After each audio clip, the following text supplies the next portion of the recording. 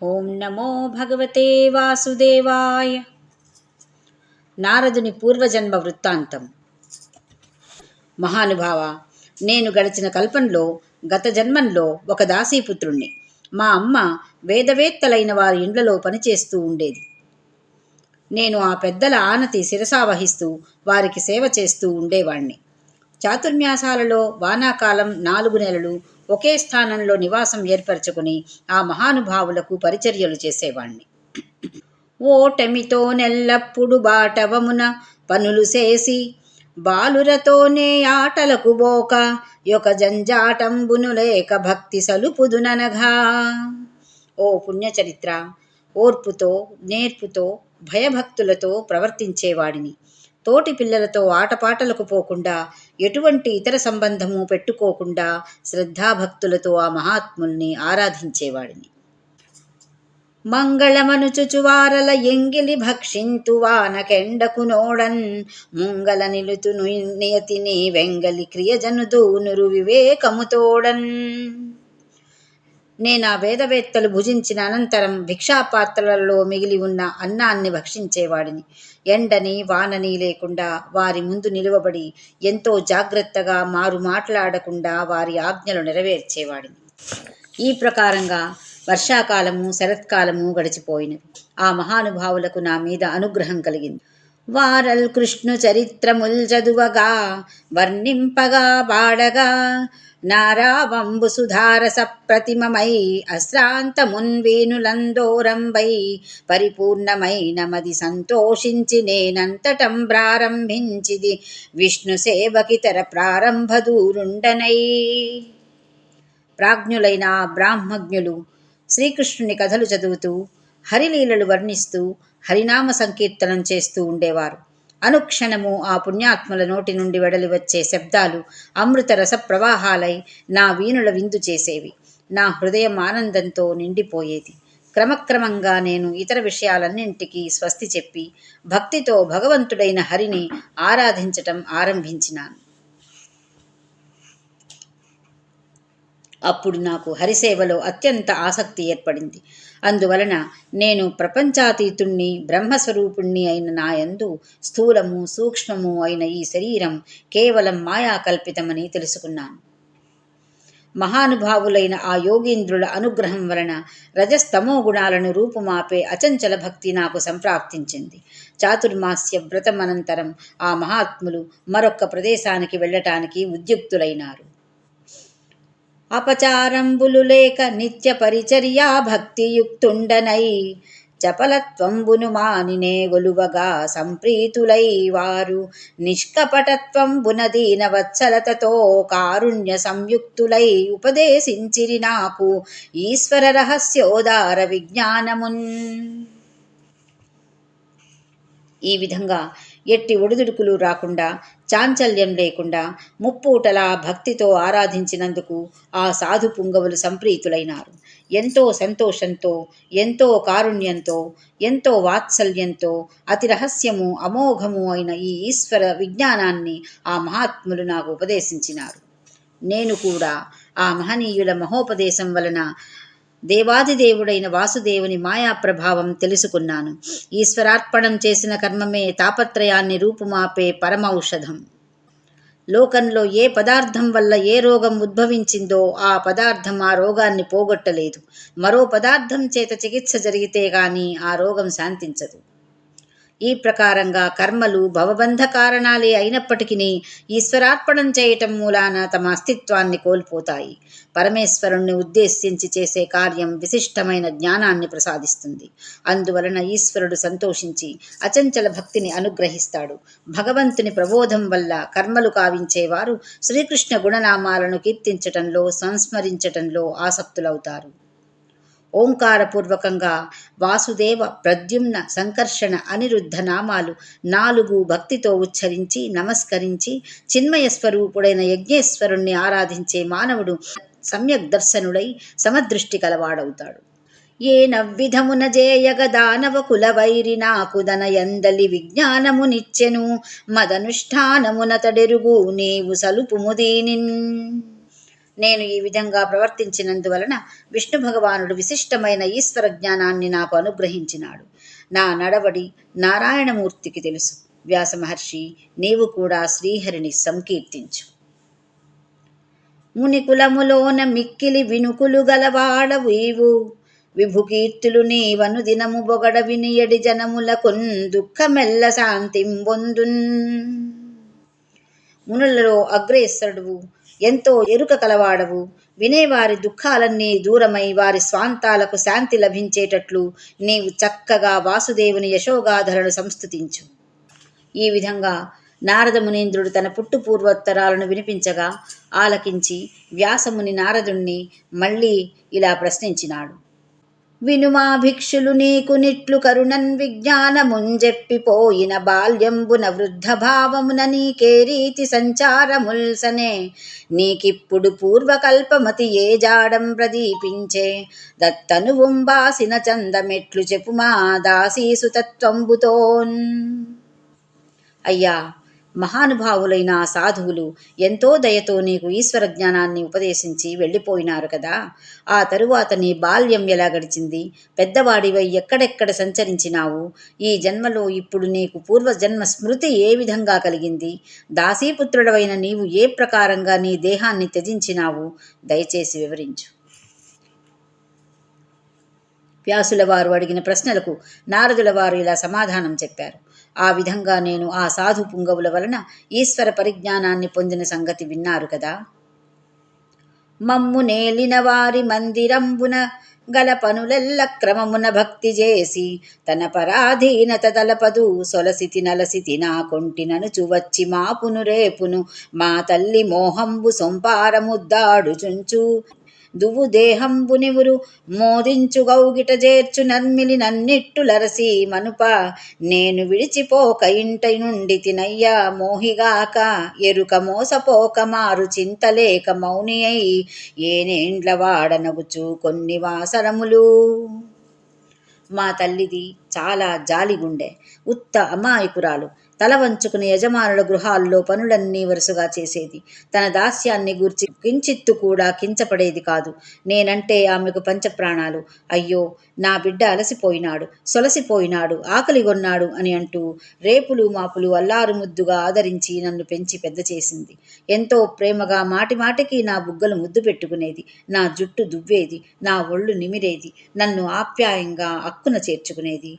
ఈ విధంగా తల్లి ప్రేమతో పెరిగిన నేను ఆమెను విడిచిపోలేక ఇంటిలోనే ఉండిపోయినాను. అయితే నేను సంసార వ్యామోహంలో చిక్కుబడలేదు, జ్ఞానాన్ని కోల్పోలేదు, విషయాంతర వ్యాసక్తుణ్ణి కాలేదు. పంచవర్ష ప్రాయం గల నేను అలాగే మా అమ్మను కనిపెట్టుకుని మౌనంగా ఆ బ్రాహ్మణుల ఇండ్లలో కొన్నాళ్లు గడిపినాను. సదనము వెలువడి తెరువున జెదరక మా తల్లి రాత్రి జీకటి వేళన్ మొదவும் విదుకగనొక ఫణిపద భాగము గరచె ద్రొక్కబడి మునినాథ. వ్యాసమునీంద్ర, ఒకనాడు ఏమి జరిగిందంటే, మా అమ్మ రాత్రివేళ కటిక చీకటిలో ఆవును పాలు పెడకటం కోసం ఇల్లు వదిలి బయటికి వచ్చింది. త్రోవలో ఒక పామును త్రొక్కింది. ఆ సర్పం ఆమె పాదాన్ని కరిచింది. నీలాయత భోగ ఫణా వ్యాళానల విషమహోగ్రవహ్నిజ్వాలా మాలా వినిపాతితయై వ్రాలెన్ననుగన్న తల్లి వసుమతి మీదన్. అత్యంత భయంకరమైన త్రాచుపాము కోరలలోని విషాగ్నిజ్వాలల వలన అమ్మ నేల మీద పడిపోయింది. తల్లి ధరిత్రిపై నొరగి తల్లడపాటును జెంది చిత్తముంబల్లటిలంగ ప్రాణములు వాసిన జూచి కలంగకేను నాయుల్లములోన మోహరుచి నొందక సంగము వాసెమేలు రాజిల్లెనటంచు విష్ణుపద చింతయొనర్పగ బుద్ధి సేయుచున్. అలా మా అమ్మ క్రింద పడి విలవిలా తన్నుకుని వివసురాలై ప్రాణాలు విడిచింది. అప్పుడు నేను ఆ విషాద దృశ్యాన్ని చూచి ఏమాత్రం కలవరపడకుండా, నా చిత్తం శోకాయత్తం కాకుండా నిబ్బరించుకుని నిలబడినాను. మంచిది, బంధం తెగిపోయింది అనుకున్నాను. ఇక నాకు హరిచరణ స్మరణమే అవశ్య కర్తవ్యమని నిర్ణయించుకున్నాను.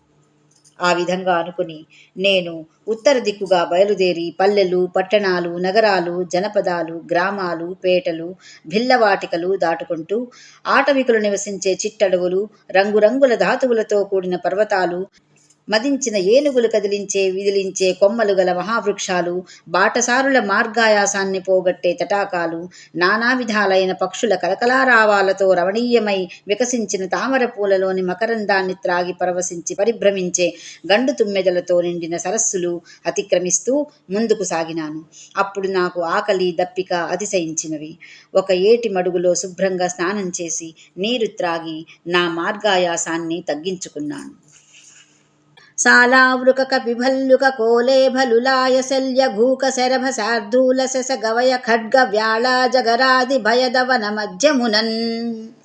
తోడేళ్ళు, కోతులు, ఎలుగుబంట్లు, వనవరాహాలు, ఏనుగులు, మహిషాలు, ఏదుపందులు, గుడ్లగూబలు, శరభమృగాలు, శార్దూలాలు, కుందేళ్లు, మనుబోతులు, ఖడ్గమృగాలు, క్రూర సర్పాలు, కొండ సిలువలు నిండిన భయంకరారణ్యాల గుండా మళ్లీ ప్రయాణించినాను. దాటశక్యం కాని నీలి తుప్పలతో కూడిన వెదురు పొదరింటి దగ్గరగా ఒక రావి చెట్టు కింద కూర్చున్నాను. నేను విన్న విధంగా నా హృదయంలో పదిలం చేసుకున్న పరమాత్మ స్వరూపుడైన హరిని ధ్యానం చేసినాను. ఆనందాశ్రులుగన్నులన్ వెడల రోమాంచంబుతో దత్పదధ్యానారూఢుడనైన నా తలపులో అద్దేవుండుందోచే నేనానందాబ్దిగతుండనై ఎరుగలేనైతినిన్ నను ఈశ్వరున్ నానాశోకహమైన యత్తనువుగానన్ లేక ఎట్లంతటన్. నా కన్నుల్లో ఆనంద భాష్పాలు పొంగిపొరినాయి. నా శరీరమంతా పులకించిపోయింది. ఆ భక్తి పారవస్యంలో భగవంతుని చరణాలు ధ్యానిస్తున్న నా చిత్తంలో ఆ దేవదేవుడు సాక్షాత్కరించినాడు. నేను కన్నులు తెరిచి చూచేసరికి భక్తుల దుఃఖాలను పటాపంచలు చేసే పరమేశ్వరుని స్వరూపం అదృశ్యమైంది. నేను విచారంతో లేచి నిల్చున్నాను. మళ్లీ ఆ దేవదేవుని దివ్యస్వరూపాన్ని దర్శించాలనే ఉత్కంఠతో నిర్మానుష్యమైన అరణ్యంలో అటూ ఇటూ తిరిగినాను. కానీ నాకు తిరిగి ఈశ్వర సాక్షాత్కారం కలుగలేదు. అంతలో వాచామగోచరుడైన శ్రీహరి మధుర గంభీర వచనాలు నా శోకాన్ని ఉపశమింపజేస్తూ నన్ను ఓదారుస్తూ ఈ విధంగా వినవచ్చిన.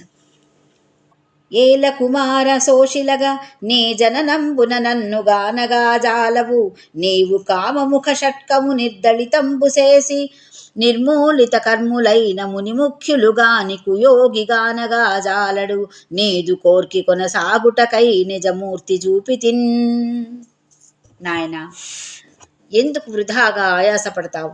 నీవు ఎంత ప్రయత్నించినా ఈ జన్మలో నన్ను దర్శించలేవు. కామక్రోధాది అరిషడ్వర్గాన్ని జయించి నిర్మూలిత కర్ములైన మునిముఖ్యులే నన్ను చూడగలుగుతారు. అంతేకాని జితేంద్రియులు కాని వారు నన్ను దర్శించలేరు. అయినా నీ మనసులోని కోరికను కొనసాగించటం కోసం క్షణకాలం నా స్వరూపాన్ని నీకు స్ఫురింపజేసినాను. నా వలని కోర్కి యూరకబోవదు విడిపించు దోషపుంజములను మత్సేవం బుట్టును వైళమ భావింపగ నాదు భక్తి బాలక వింటే. వత్స, నా యందు లగ్నమైన నీ కోరిక వ్యర్థం కాదు. నీ సమస్త దోషాలు దూరమవుతాయి. నన్ను సేవించటం వల్ల నా భక్తి అచిరకాలంలోనే నీ మదిలో పదిలమవుతుంది. నాయందు గలుగ నీ మదివాయదు జన్మాంతరముల బాలక. నీవీ కాయంబు విడిచి మీదట మాయను మతి బుట్టగలవు మద్భక్తుడవై. కుమారా, నా యందు లగ్నమైన నీ హృదయం వచ్చే జన్మలో కూడా నన్ను అంటిపెట్టుకుని ఉంటుంది. నీవు ఈ దేహాన్ని వదిలిన అనంతరం నా అనుజ్ఞతో మళ్లీ జన్మలో నా భక్తుడివై ఉద్భవిస్తావు. విను మీ సృష్టిలయంబునొంది యుగముల్ వేయైన కాలంబు యామిని అయిపోయడివోవగా గలుగుజూమీదంబున సృష్టియందు నిరూఢ స్మృతితోడబుట్టెదవు నిర్దోషుండవై నా కృపన్ ఘనతంజెందుదు శుద్ధ సాత్వికులలో కన్యుండవై అర్భకా. విను చిట్టి తండ్రి, ఈ సృష్టి యావత్తూ లయమైపోయిన పిమ్మట 1000 యుగాలు చీకటి రాత్రిగా గడిచిపోతుంది. అప్పుడు తిరిగి సృష్టి ఏర్పడుతుంది. నీవు మళ్లీ జన్మిస్తావు. నీకు పూర్వస్మృతి ఉంటుంది. నా అనుగ్రహం వలన నీ దోషాలన్నీ నశించి సత్యగుణ సంపన్నులైన హరిభక్తులలో అగ్రగణ్యుడవై పేరెన్నికగంటావు.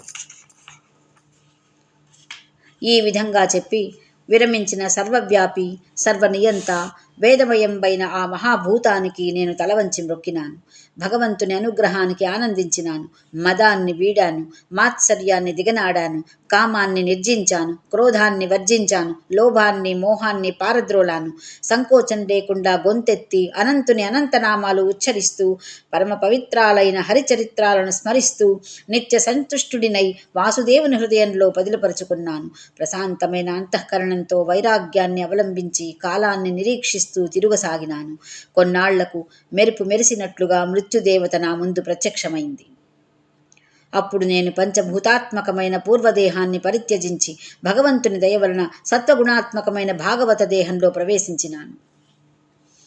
తర్వాత కల్పాంత కాలంలో ఏకార్ణవ జలమధ్యంలో శ్రీమన్నారాయణుడు శయనించి ఉన్న సమయాన బ్రహ్మదేవుని విశ్వాసంతో పాటు నేను భగవానుని ఉదరంలో ప్రవేశించినాను. 1000 యుగాలు గడిచిపోయిన తరువాత లేచి లోకాలు సృష్టించబోయే బ్రహ్మదేవుని నిశ్వాసం నుండి మరీచి మొదలైన మునులు నేను జన్మించినాను. ఈ జన్మలో నేను అస్ఖలిత బ్రహ్మచారినై భగవంతుని అనుగ్రహం వలన త్రిలోక సంచారినై పరబ్రహ్మ ప్రతిపాదకాలైన సప్తస్వరాలు తమంత తామే మ్రోగే ఈ మహతీ వీణ మీద విష్ణుగాథలు గానం చేస్తూ ఇలా విహరిస్తూ ఉన్నాను. తీర్థపాదుడైన దేవుండు విష్ణుండు తన చరిత్ర నేను దవిలి పాడా జీరబడ్డవాని చెలువుననే తెంచి ఘనుడు నా మనమున గానవచ్చు. తీర్థపాదుడైన దేవాది దేవుడు వాసుదేవుడు. నేను ఆయన లీలలను గానం చేసినప్పుడు పేరు పెట్టి పిలిచినట్లుగా వచ్చి నా మనస్సులో అచ్చుగ్రుద్దినట్లు కానవచ్చేవాడు. వినుమీ సంసారం బనువన నిధిలో మునిగి కర్మ వాంఛలచే వేదన బొందెడు వానికి విష్ణుని గుణవర్ణనము తెప్ప సుమ్ము మునీంద్రా. ఓ వ్యాసమునీంద్ర, ఈ సంసార సముద్రంలో మునిగి తేలుతూ విషయ వాంఛలచే క్రిందు మీదై బాధపడేవానికి గోవిందగుణ కీర్తనం గట్టు చేర్చే తెప్ప వంటిది. యమనియమాది యోగములనాత్మ నియంత్రితం నుయ్యు గామరోషముల ప్రచోదితం బయగు శాంతి వహింపదు విష్ణు సేవచే క్రమమున శాంతి గై కొనిన కైవడి నాదు శరీర జన్మ కర్మముల రహస్యమెల్ల ముని మండన చెప్పితి నీవు గోరినన్. యమము, నియమము, ప్రాణాయామము, ప్రత్యాహారము మొదలైన అష్టాంగముల ద్వారా మనస్సును ఎంత కట్టుదిట్టం చేసుకున్నప్పటికీ కామము, రోషము మొదలైన వానిచే అది మాటి మాటికి రెచ్చిపోతూనే ఉంటుంది, కానీ శాంతించదు. అట్టి శాంతి వాసుదేవుని సేవ వలననే క్రమంగా లభిస్తుంది. మునికులభూషణ, నా పుట్టుపూర్వోత్తరాల రహస్యమంతా నీవు కోరిన ప్రకారం నీకు వివరించి చెప్పినాను అని ఈ ప్రకారంగా పరమపూజ్యుడైన బ్రహ్మమానస పుత్రుడైన నారదుడు బాదరాయణ మునీంద్రునితో పలికి వీడ్కోలందుకొని వీణను మ్రోగించుకుంటూ వెళ్ళిపోయినాడు. అనంతరం సూతముని సౌనకాదులతో ఇలా అన్నాడు. వాయించు వీణనెప్పుడు మ్రోయించు ముకుంద గీతముల జగముల కుంజేయించు జవుల పండువు మాయించు నగాళి నెట్టి మతి మరిగలడే. సర్వదా మహతీ విపంచి వాయిస్తూ ముకుంద గీతాలు మ్రోయిస్తూ సకల జగత్తులకు వీణుల విందు చేయిస్తూ లోకుల పాప సమూహాలను మాయిస్తూ సంచరించే మేటి భక్తుడు నారద మహర్షి. ఆయనకు ఆయనే సాటి అంటూ నారద మహర్షిని స్తుతించే సూతుణ్ణి చూచి నారదుని మాటలు ఆలకించిన అనంతరం వ్యాస భగవానుడు ఏమి చేశాడో చెప్పుమని సౌనకుడు అడగగా సూతుడు ఇలా అన్నాడు. బ్రహ్మదేవతాకమైన సరస్వతీ నది పడమటి తీరాన ఋషులు యజ్ఞాలు చేసుకోవటానికి అనుకూలమై బదరీతరు పంక్తులలో నిండి శయ్యాప్రాసమనే ఆశ్రమం ఉంది. వ్యాసుడు ఆ ఆశ్రమానికి వెళ్ళి తన చిత్తంలో భగవంతుణ్ణి దర్శించినాడు. ఈశ్వరుని మాయ ఆవరించి ఉన్న జీవుని సంసారాన్ని ఆలోకించాడు. మాయామోహితుడైన జీవుడు త్రిగుణాతీతుడై కూడా మాయా ప్రభావం వల్ల గుణాభిమానం కలవాడై తానే కర్తను భోక్తను అని అనర్థ భావన చేస్తాడని, ఈ అనర్థాన్ని ఉపశమింపజేయటానికి హరిభక్తి అనే యోగం తప్ప మరొకటి ఏదీ లేదని నిశ్చయించినాడు. అవనీ చక్రములోననే పురుషుడేయామ్నాయమున్ విన్న మాధవుపై లోక శరణ్యుపై భవములం దప్పింపగాజాలు భక్తి విశేషంబు జనించునట్టి భువన క్షేమంకరంబైన భాగవతాంనాయము బాదరాయణుడు దాగల్పించె నేర్పొప్పగన్.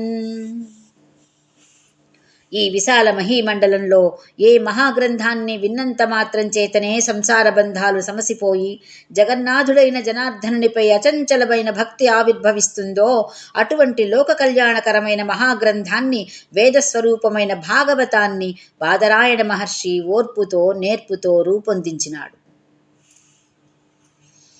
ఈ విధంగా మహాభాగవత సంహితను కల్పించి ముముక్షువైన శ్రీ సుకునిచే చదివించినాడు అని సూతుడు చెప్పగానే సౌనకముని విని మోక్షమందు మాత్రమే ఆపేక్ష కలిగి సమస్తాన్ని ఉపేక్షించే సుఖయోగీంద్రుడు భాగవతాన్ని ఎందుకు అధ్యయనం చేసినాడని ప్రశ్నించగా సూత మహర్షి ఇలా పలికినాడు.